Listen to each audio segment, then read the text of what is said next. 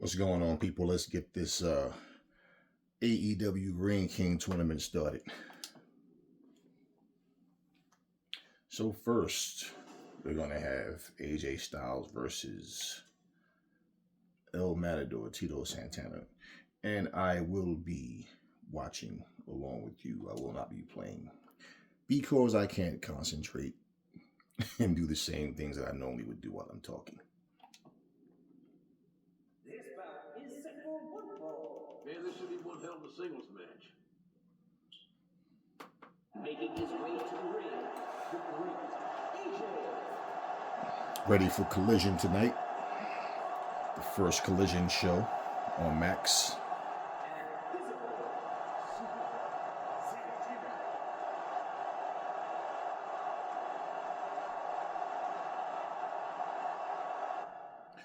AJ versus El Matador.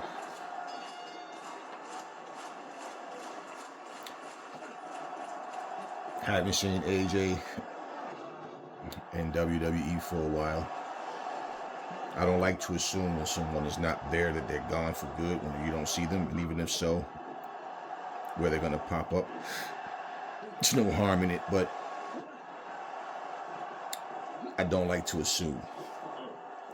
But yeah, AJ, I remember when AJ wrestled for WCW right before, in the Cruiserweight division, before they pretty much got bought out.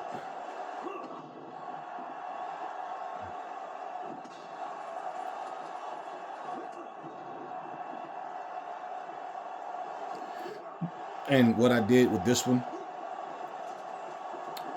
I just closed my eyes and picked. So every wrestler that I picked, I didn't purposely pick them. I didn't want to do male versus female stuff in this tournament, so I think like twice it landed on a female, and I just changed that female. But I didn't see who I picked, just to see how it would end up going. So yeah, I do that often. Sometimes most of the time I pick on purpose, but yeah, sometimes I'll just pick and see who it land on. All right, let's match them up and see how it goes. And being that I did that, I don't remember offhand everybody that I picked anyway.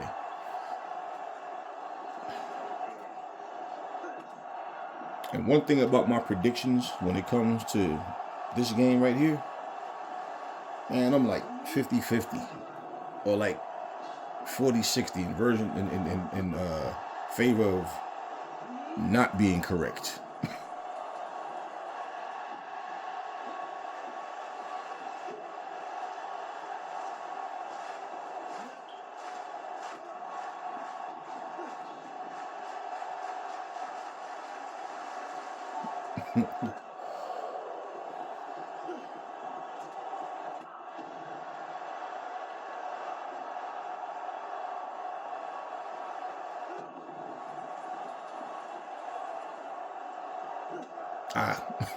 That backhand chop looks so disrespectful, man. It's like I love using that myself. I prefer. Let me say. I think I use the slap to the chest more, but that backhand chop just looked brutal when it landed.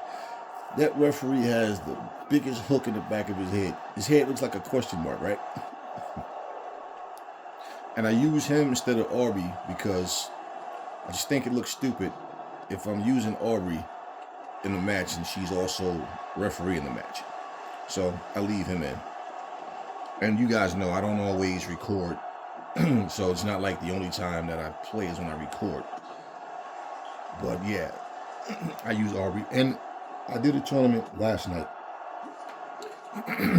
And I wish, because fortunately for me, I don't work weekends. I'm Monday through Friday. But I did a tournament last night. Ouch. Matador has AJ unless AJ rolls him up and then Matador does something stupid and allow him to come back.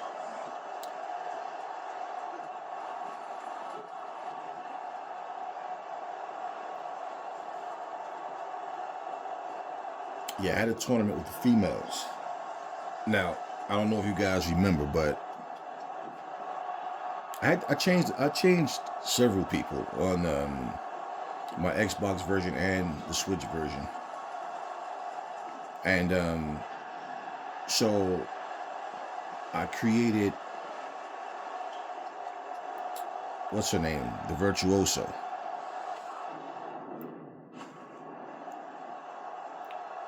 and that will do it. So I created her. Now I eliminated just Giselle Shaw, and you guys know how I did it. I had a mixture of everybody from different places. So AJ goes down, and I had Naomi once, and then I turned Naomi. I wound up having to change the move set, the look, and somewhat and all that, and I wound up making I turned her into someone else, Queen Amanada.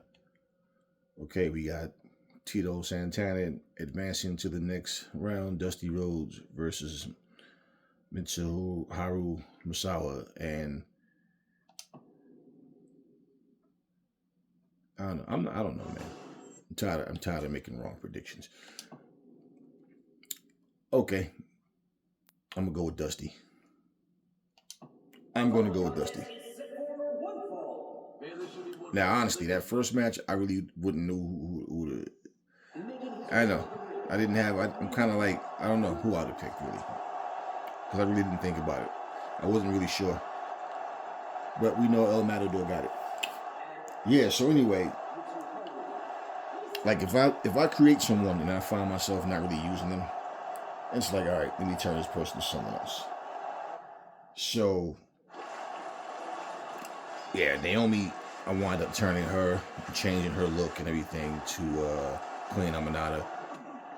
And Giselle Shaw, I wound up, like I said,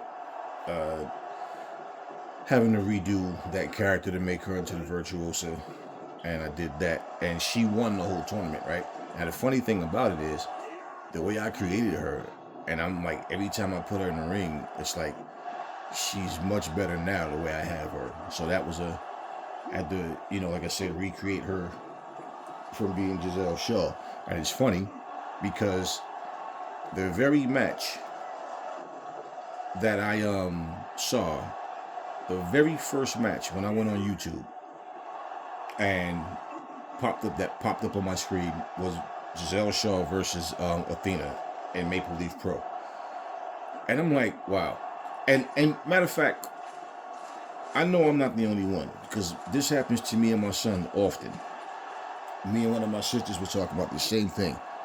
Have you ever been like in your home talking about something? Like it could be something like, man, you know what? I think I want some steak and potatoes, man. And you say like, hey, is Red Lobster open? Just say, for example, you know what time Red Lobster open? And then all of a sudden a Red Lobster ad will pop up on your phone. Yeah, even your smart TV and your phone, because if you Chromecast and use like your phone to your TV, whatever you're talking about, yeah, you know what, I'm gonna go to the gym today, because I have a gym in my house as well, so I don't need to actually go to a gym, but sometimes just change the atmosphere, just to go, like change the atmosphere sometime, depending on what's going on, whatever. Sometimes you need that little pick me up or something. But anyway, all of a sudden, here comes whatever gym you just said comes popping up on an ad on your TV or on your phone. Man, this is not a coincidence. Like, this is not a coincidence. And far too many people have had that experience. And I'm not talking about like you using like voice command to look for something. I'm talking about you're just having a conversation. Hey, remember we were kids, we used to go to Toys R Us all the time. All of a sudden, something about Toys R Us pops. Like, nah, it's not a coincidence. Anyway, yeah, I just find it weird. But your phone is nothing but a tracking device. Pretty much. Maybe this is why when I make a prediction, it's like the game hear me. Like, oh, so you think Dusty's going to beat me, right? Okay. Now, we'll see. I'm still going with Dusty, though.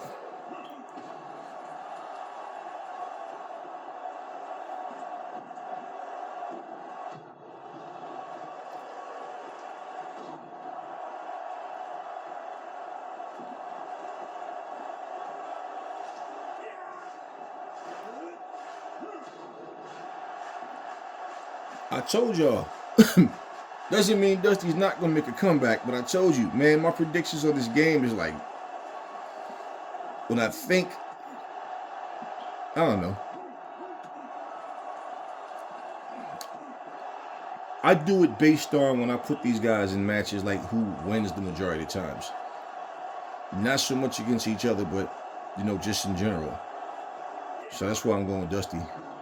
But it looks like Misawa's going to do it unless he screws up.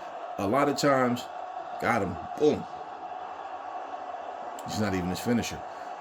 A lot of times what happens too, you'll see like when a guy has the match won and then they don't finish them off for whatever reason, I think that's a glitch where sometimes they just won't do their move. Like they'll be like keep rolling them down, like throwing them down, rolling them over, something stupid like that. And then they kick out, that's like that person gets up. I told you, very first match I go for a prediction. But I'm honest, y'all. Y'all know, like if I lose, if I'm playing this game or any game and I lose and I'm recording, I keep recording, man. I'll either rematch or just take the L and keep moving. Like I said, we're here for fun, man. That's all.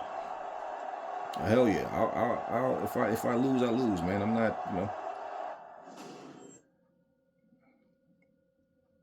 I don't lose often in this game, but there's times where I'll get caught slipping. Like, you know, you're doing your thing, and then all of a sudden, okay, we got Rick Steiner versus Terry Bam Bam Gordy.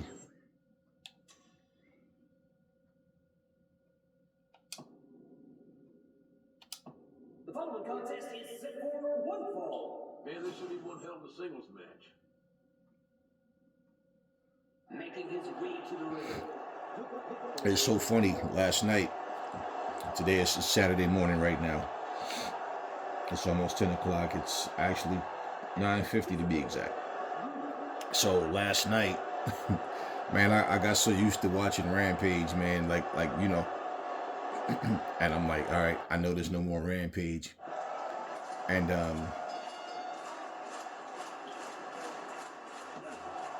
yeah, I was watching that, and then I started watching this Ring of Honor card that they had. I think, you know what, too? I think this is better. I'll say for this reason, this is why I'm saying, like, when you tape something, right, it's a different energy. Like, when the fans have been in the building for a long time watching, you know, two shows, man. Like, so even if one is live and then you tape the next one, I think it's just a better feel when the shows are live and when they're in a different town. Because the energy is, you know, like, it's not the same when they've been sitting there all this time and, you know, now all of a sudden they're taping for a second show because people just get tired, man. Like, that's just the way it goes. So I always said, like, when a show comes on, like, for example, like, you know, Rampage they only gave us an hour of the show, but of course, more than an hour of wrestling went on. So the thing about that, you know, like when they talk about a show going 3 hours, here's my thing about a 3-hour show. For 3 hours, you need to have something interesting going on. Especially when you have more shows during the week, because what happens now is if you're doing 3 hours of a show, well, what happens is when stories start to become stale throughout the year, that's when the fans they engage less. You know what I mean? Because it's like, okay, when it's something, they start something new, like, you know, Raw has been 3 hours before, right? Then they went back to 2. So if they go back to 3 now, which you know, I don't know if it's going to be a permanent thing or just next or next week's show, but any company, it's like you really need to make sure that it's just action packed throughout. And the thing is, a lot of times people in their mind they think it is, but the fans is telling you differently. So this is where when I do look at Rampage and I say Rampage was fine because now maybe Rampage was only an hour off air as well. And so it's cool because now if you're going to do a 3-hour show, well, Collision is done differently. Rampage is an hour. So now you have 3 hours, but it's just 2 shows combined. You see what I mean? And one is televised Friday, the other one televised Saturday. But if Collision, but with the 2 shows, you have the 3 hours. Okay. Not the same night, of course, live. But this is why nothing beats live TV, man. It just doesn't, man. And like with what's going on now, I'm just interested to see. Like, I know we have rated FTR tonight versus the Learning Tree. But 2, I would much rather have a 2-hour show than an hour show. And I don't mind 3 hours, but like I said, it has to be something going on. Because even if you're home sitting on your couch, like 3 hours of something, entertain us, man. Like, you know, and one thing's for sure, man, is like I don't like that style of coming out to the ring and talking for 20 minutes. I'm not really into that, man. Especially when nothing really happens and it's just talking. And then it's the same feuds for like months and months. It just gets tired, man. It's like, we know you're trying to tell a story, right? We know you're trying to tell a story, but enough is enough. Like at some point, it's like, all right, we've had enough, man. We've had enough. It's like, you know, I have a video I'm going to do about SmackDown as well, so I don't.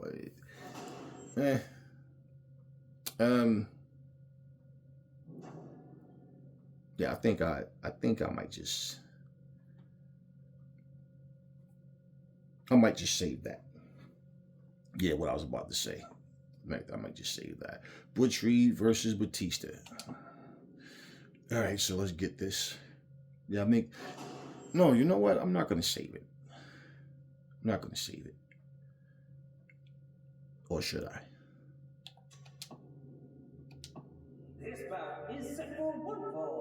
No, actually, I'm not going to save it. So let me just talk about that right now, because I'm looking at the time. I got to cut out of here in about 15 minutes, and this tournament should be done by then. So here's the thing, right? So when I'm looking at SmackDown, I didn't watch everything. I've gotten bored with Cody Rhodes. Period. Like his you know, WWE, the way they're running his title reign is like, you know, it's just not eventful, man. It's first off, he's not cleared to wrestle, but he ends up getting into a brawl, you know, with Kevin Owens. Drew McIntyre comes into the ring and tells him he's not there to hurt him, he's there to help him. And he comes in there and gives him a hug, and it was an awkward moment. And this weird facial expression on Drew's face, and it was just a weird situation. But Cody pretty much tells him he doesn't believe him, and, you know, I'd like to believe it, I like to say this and that, but I don't believe you, and you want to get in line for this title, let's do it right now. And so it's one of those things. So, and you know, Drew tells him that he's basically setting himself up for failure pretty much. All this work that you've done, and he's saying how this era is the best era, not the Attitude Era, not the era before that and all, and how the numbers don't lie and this and that, and you know, to each his own. But he's trying to hype this up and telling Cody, you're the quarterback of this whole team right now and whatever, and, you know, basically he leaves out the ring and he stands on the apron and he tells him that he needs to watch his back. And you just knew somebody was coming behind him. One, the camera angle didn't show anything behind Cody so much. It was just on Cody. and for Drew to tell him that you knew somebody had came out, and the fans wasn't even trying to like warn Cody, you know. And then next thing you know, Kevin Owens is in the ring and he attacks him from behind, and it was expected. Like somebody's coming out. Didn't know if it was necessarily going to be Kevin Owens, but somebody was coming to get him. And so this feud with him and Kevin Owens isn't over. This is another ongoing, forever feud. And so he, you know, gets in there and they're going back and forth. And I'm saying, now let's look at what just happened. A man who's not cleared to wrestle because of his neck is in a fight with Kevin Owens. And that's how that segment ended, with them, you know, ring being loaded up and the security and pull them apart. And okay, so that was that. And I'm just not really entertained by nothing Cody's in right now. Everything they put him in is weak. It's weak. He's the champ, but he has the weakest segments, the weakest feuds, the weakest matches. I did see it was Nia Jax versus Naomi. Bianca was out there. I forget the other chick name that was in the corner with Naomi and with Nia Jax, but I forget her name. But anyway, so they're having their match, and I noticed Naomi added some moves to her arsenal, which I feel like was necessary because like I said, her style, her moves don't even like they hurt. You know, her little booty bump. And just the little weak kicks she does, like everything she does, it just looks weak. But she added some moves, and now I don't know that she's gonna turn heel, but honestly, her and Bianca look guilty to me that they attacked Jade Cargill. So if the WWE, Batista's taking it to Butch, if the WWE throws us a curveball and actually gives us something that's better, if they're able to do that, or just give us something unexpected that's just okay, cool. That was a cool idea right there, whatever. So be it. Okay, but we know that the WWE like to stick with old stories, even if years go by. They like to stick with old stories. So the thing is, and the idea has always been Jade versus Bianca Belair at some point. You know what I'm saying? So, and the thing is, if you're going to build Jade to be that next star, she has to win. So this is where it's like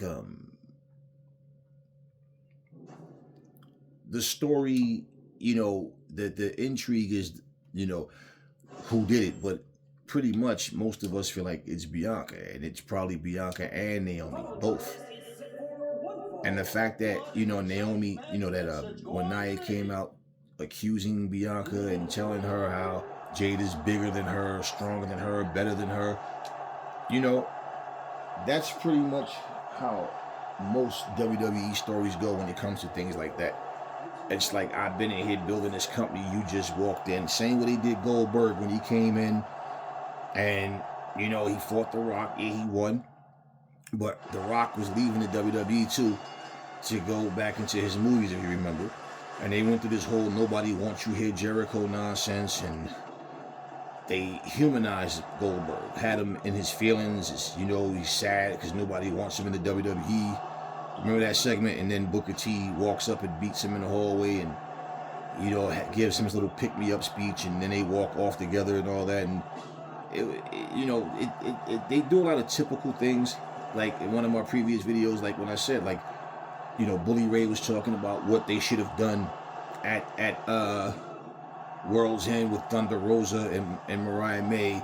She should have grabbed the cane, and she should have threatened to hit her father with it, and then Mariah and then Thunder Rosa just says, "I quit," to keep her from hitting her father with the cane. And I'm like, yeah, because that's exactly the typical shit that the WWE would have done. That's exactly what they would have done, something like that. But then again, under these circumstances, why would they? This wasn't a fucking I Quit match. It was a Tijuana street fight. It wasn't an I Quit match. And you're talking about somebody taking a freaking cane and threatening to hit her father with it, and she just yells, "I quit." To me, that would have been a weak, stupid finish. This woman got pile drive from the ring apron through a fucking table, and you'd rather have someone grab a cane and threaten to hit an old man and I quit. Like, that would have been such a weak ending. But, you know, this is my point. It's always they think about what WWE does in their matches. And this is what AEW should do. This is what TNA should do. This is what MLW should do. Then we'll accuse them of copying after they do it. Like, no, I'm like, there was nothing wrong with that match.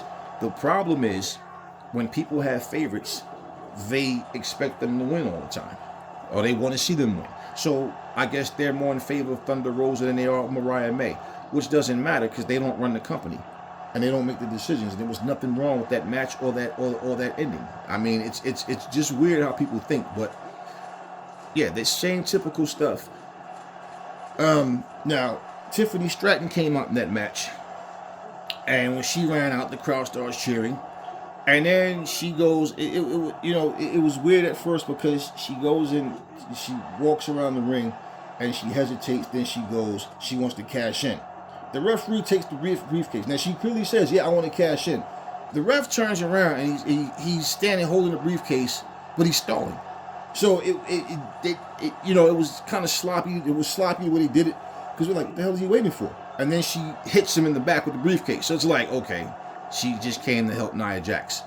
But then she ends up, she hit Naomi in the head with the briefcase, and Nia Jax goes up, does her Nia bomb or whatever the hell she calls it.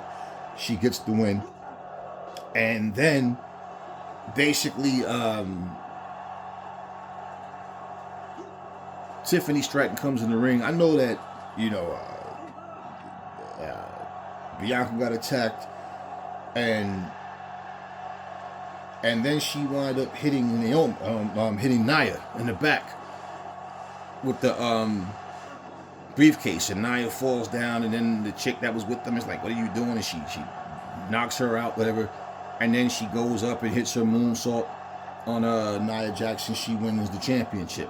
Now I said, okay, at least they did that because it's just so typical. Every time someone wins a Money in the Bank briefcase now, they don't cash it in right away. It's the whole hold on to it for months and months and months and months and months. And they come out 2 or 3 times out the year, 4 or 5 times. You think they're going to cash in, but then they don't. You know what I'm saying? It was one of those things. But, the end was better that I'm like, man, yeah, finally. So Tiffany Stratton turning on Nia and getting that title was better than the same thing week after week. But that part where she was, she clearly said, yeah, I want to cash in. I'm like, the ref just turns around. He's holding the briefcase and he's talking to, I guess, the timekeeper. I couldn't see who he was talking to, but I guess that's who it was.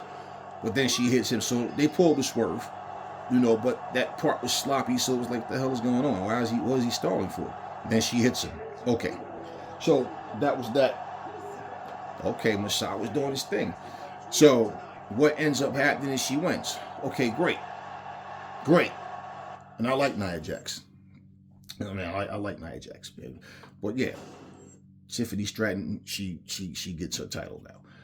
Now, going into this Uso thing, I don't know how you guys feel about it, but man, I'm so done with this Uso story, man. It's like it just keeps going and keeps going and keeps going, and it's like, man, damn it. But look what happens, right? When Heyman comes out and he's doing all this talking, now Heyman's not going to fight anybody. He's not even going to defend himself. But what I found weird, he described, Solo Sikoa's other relatives, the Jacob Fatus and these other guys. He says that these guys are not welcome in America. He said these guys aren't even welcome in prison systems outside of America, right? Solo Sikoa comes in the ring, says what he says, and then says he need Paul in his corner. As he said, he needs somebody that he can trust. Someone that's not going to disrespect his family, someone that cares about his family. And I'm laughing because I'm like, man, this dude just insulted your family. Did you not hear what he said about your family? It was another weird moment. But anyway, so he basically wants him to stand there and hold that Ufa, Lafa, whatever the hell you call it. You know what I mean. But he wants him to hold that, and then after he wins, he's gonna present it to him, and then he's gonna own him. So the same way he was in Roman's corner, he'll be in his corner. That's pretty much what that was about. Now, a lot of people believe that The Rock is gonna come out, and I believe probably so. This is their debut on Netflix, so The Rock is probably gonna come out. The Rock is probably gonna be the one to take that, whatever you call it, and let's just say the accessory, because I forget how to pronounce that, whatever. But I think he's gonna be the one, probably take it, and he's gonna declare himself as the real tribal chief. And I believe that they're gonna try to set up him versus Roman Reigns. The last time we saw The Rock, he came out, remember, he said, he stood there, he just looked at the ring, and Roman and all them up in the ring, and he backstage was saying he don't like what he saw at all. He don't like what he's seeing up there. And pretty much he never went into any detail about what. But I believe that they're still trying to work an angle where The Rock and Roman Reigns will finally fight each other. And they knew last time, well, they found out from the fans that no, we don't want to see Cody versus The Rock. We want to see Cody versus Roman Reigns. And so, no, they didn't want to see Roman Reigns and The Rock. They wanted to see Cody and Roman Reigns, yeah. And so they scrapped that. The Rock turns heel to cover up, and then they end up teaming up as a tag, you know, against Seth Rollins and Cody. But I believe that they're going to try to work an angle between The Rock and Roman Reigns. And I believe that The Rock is probably going to say, like, I'm the true tribal chief, and he's going to talk about how he was laying the SmackDown before Roman Reigns and any of them was even in the WWE and all that type of stuff. And I pretty much think that's going to be an angle that they're going to work. We'll see. You know, I mean, I like to be surprised, but I do think The Rock will show his face on Netflix. That's what I believe that will happen. Now, how the story goes, we'll see. But I can see something like that happening.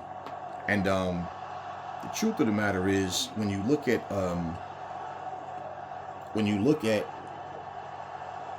the way the WWE like to, you just recycle the same stories over just with different wrestlers.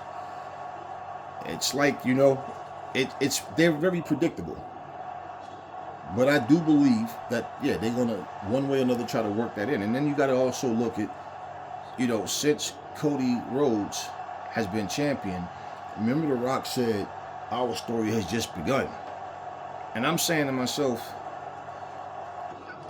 Cody versus The Rock in a feud. You know, it's like, why? But at the same time, you know, he got the pin over Cody Rhodes in the tag match. So, of course, it would be designed for Cody Rhodes to get his payback in a one-on-one match.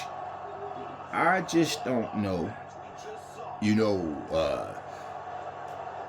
I mean, you know, sometimes you got to scrap things. And I'm pretty sure it's times that they do. You know, but at the same time, it's just like, certain matches, man, when they happen, it's just like, do we really want that match? Like, do we really want that match? But it is what it is. I like the new SmackDown ring, though. I like the blue mat. It reminds me somewhat of the ring that I created on here that I'm using currently right now. Yeah, like, well, it doesn't look like it because it got the stars. Of course, my ring looks better. Yeah, but no, you know, like, I like that new ring setup. I like that. I like the color schemes, things like that. But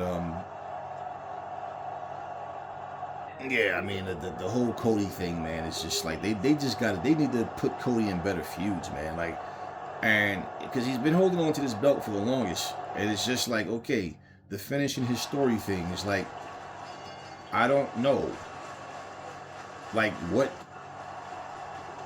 when they put these feuds together, I don't know. Sometimes that's why I said I think a lot of times wrestlers may be injured and they don't say anything. I don't know, because Cody doesn't wrestle a hell of a lot, but he comes out week after week with that suit on, man, and it's like, when are you gonna put him in something we want to see? He's really not getting the best feuds, man. He's just not. But hey, It is what it is. And I think that going, into 2025 with Tiffany Straton as the champ now, I don't know what's gonna happen, and I don't like I said, I like to be surprised, but we'll see how things go. The other little chick that has the belt, what's her name? Liv Morgan. Man, she's just so damn small that, it's funny. I'm looking at Liv Morgan, and I look at somebody like Layla Hirsch. Look at Layla Hirsch, and look at Liv Morgan. Even look at, like, the demeanor. Liv Morgan is like a little bratty, crybaby, small little woman that just looks too damn small to be beating these big-ass women up. Even small women look big compared to Liv Morgan, height and body weight. And I'm looking at her, and I'm looking at, like, how Layla Hirsch looks like a badass. Even though she's tiny, but she's a little stocky, thick, solid performer in there. But she looks like a little badass. Liv Morgan looks like a little model, man. All of these wrestlers, they look like fucking Instagram models or something. They don't even look threatening. But I'm looking at Liv Morgan, and I'm just like, ever since I've ever seen her wrestle, I just never looked at Liv Morgan like world champion.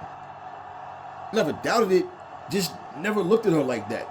Trish Stratus wasn't the biggest woman, but Trish, you saw her get better in the ring, and she actually could wrestle. You know what I'm saying? And Trish had a mean streak.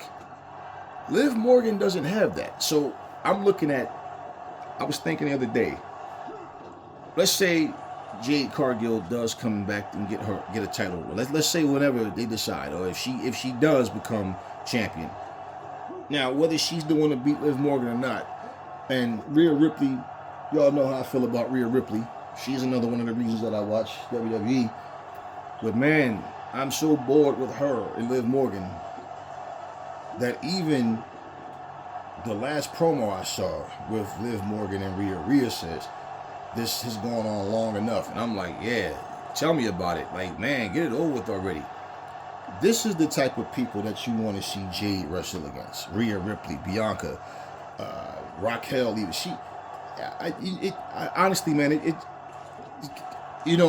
let's look at boxing. When you have a pound for pound, the best fighter in the world is a welterweight or lightweight.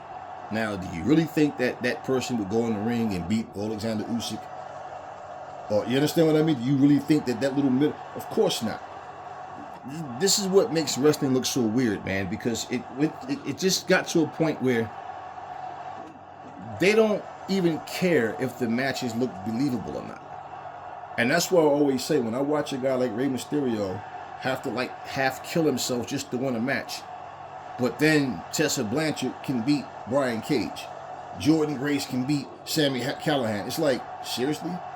Like, it's weird. So I'm like, so what happened? The females got better and stronger, and the men got worse and weaker? Because I don't see how you can set these matches up and Batista is kicking his ass. Looks like Masai was about to go bye-bye.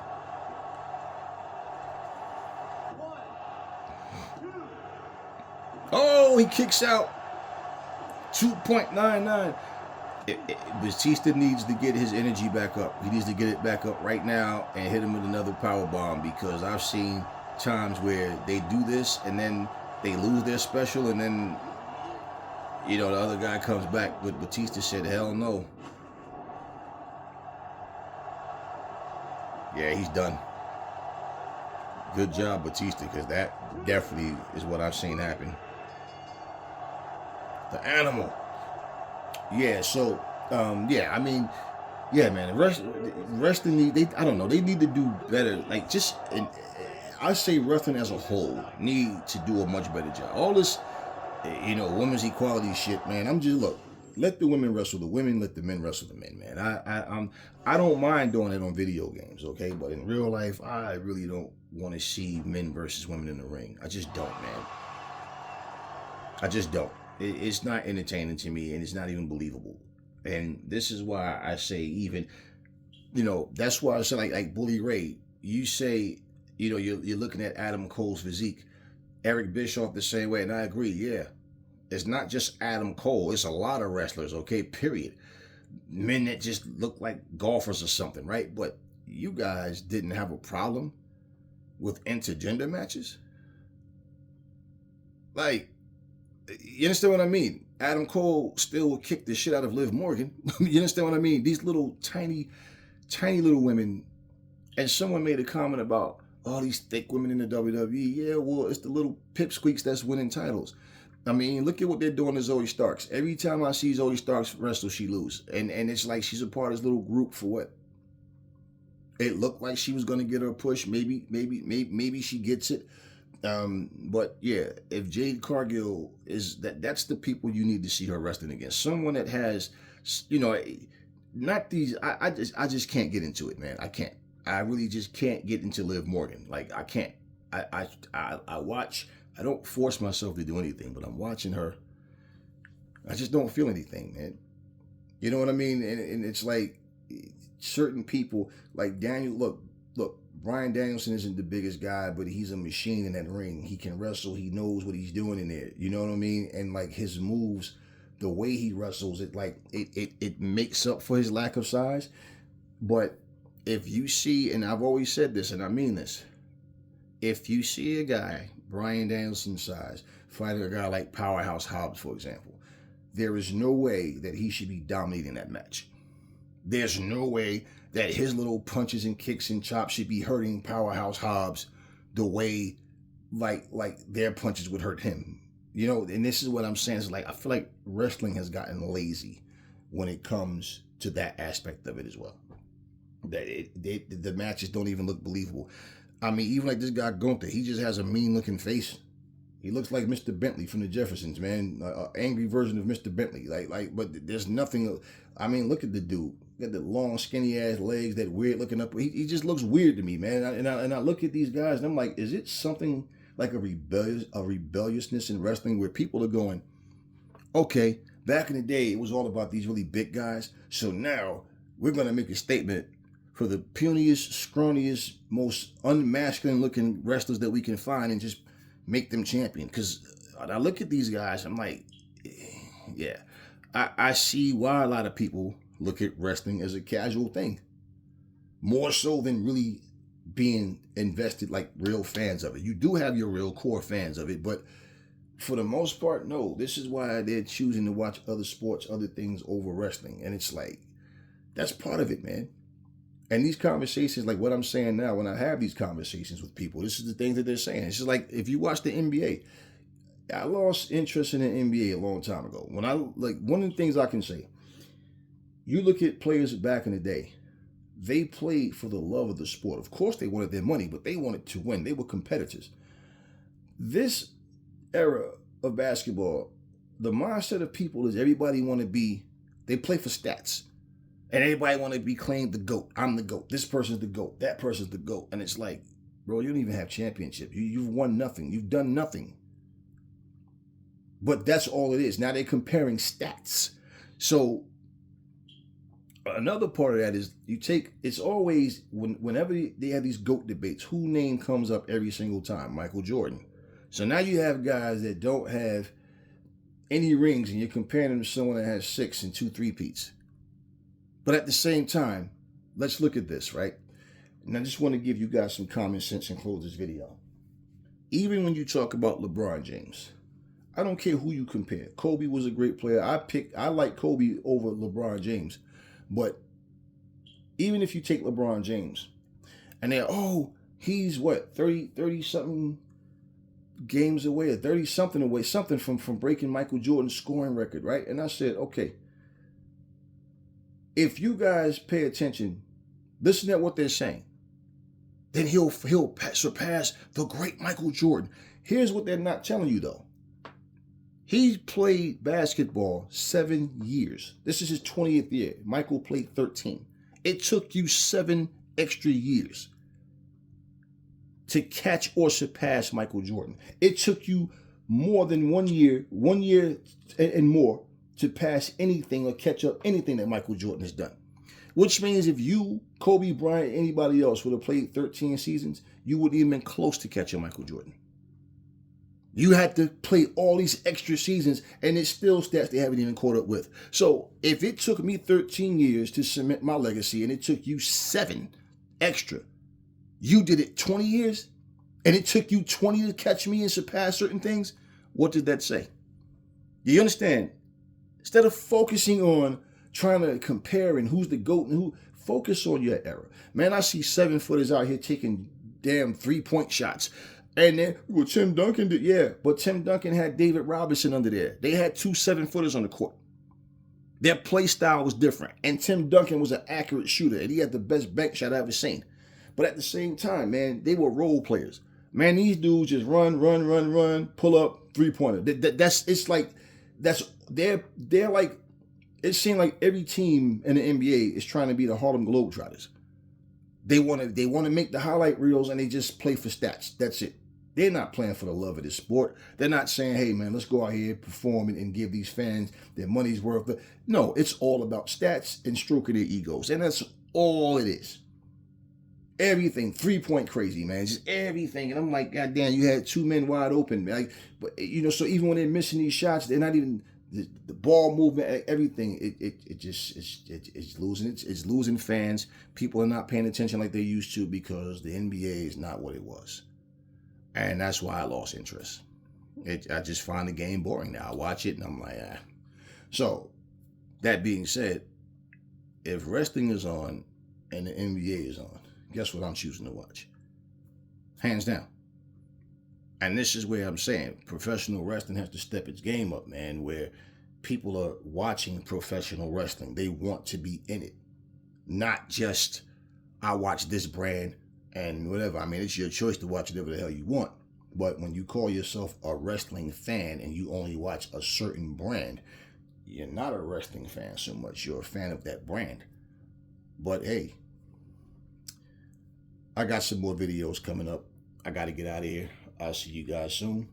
And I'll probably upload this video next hour or so. That's all I got for you guys. Stay safe. I'll catch you guys on the next one.